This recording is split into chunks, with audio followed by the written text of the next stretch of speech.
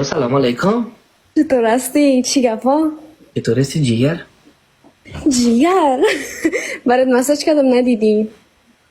من مساج کار ندارم. من گفتم مستقیم شماره روان کن. مساج من جواب بده، بسیار مهم است. نه چی گفتی؟ از من شماره خواسته بودی نه؟ نه. برات روان کردم. او یس یس یس.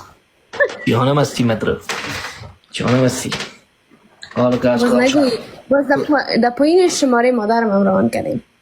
فرق نمیکنه. خوشویم خواستگاری خوب خواستگاری. خوشویم است، به خدا فرق نمیکنه. اوکی. اگه تو من کار لایف کمدم، باز لایف برام بگو که چه قسمی خواستگاری میکنی. ما نیمیالا میگی ما شماره آقای ما برات روان میکنم. والا من چی کنم گام؟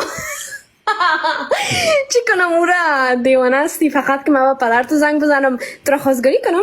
نه خب مثال که اگه بخوایی که پدرم که بزنی ای نه. جانم تو مرا زیاد میخواستی نه؟ حالا من برات گفتم که اگر زیاد میخوایی از مادرم بخوای. اوکی روان شماره مادر با زمانت زنگ میزم. اگه من زنگ نزدم یارم ما بیخی ناجوان کل دنیا باش.